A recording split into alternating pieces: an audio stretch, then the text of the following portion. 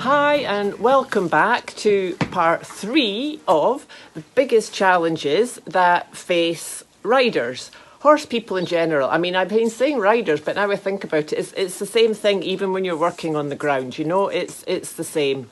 So, number 3 today is about the policeman, woman, police person guiding the traffic.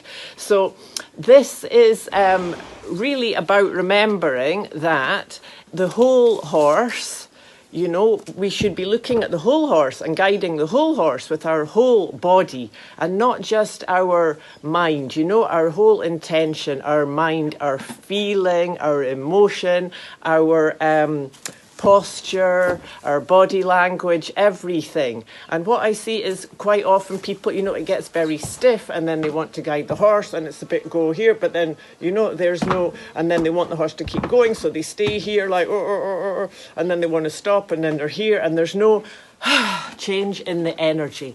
So I'm a big one for working with the energy in the field because that's what the horses are all about.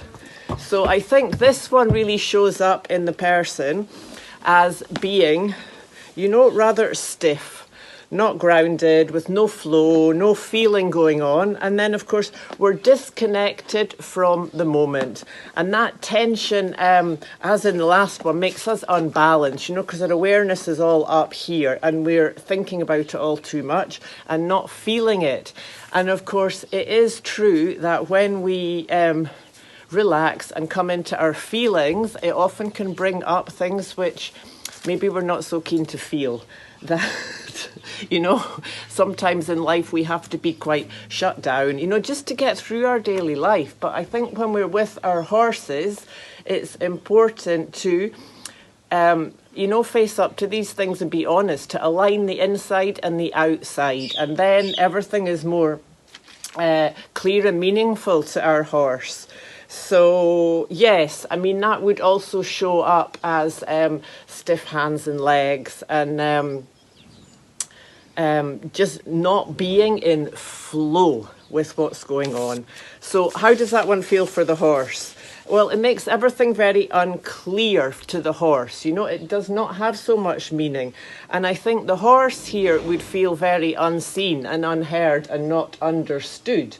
That he's maybe making, you know, looking at us, asking, making signals that it's not okay. And we're just so busy in our, I said go here and signal thing that, you know, in following a system without feeling the meaning behind it. So for the horse, it creates a lot of tension as well because we're also focusing all on, very often in this case, on the head, you know, what we're doing with the rope, moving the horse or looking at the feet. And we forget to see the whole horse.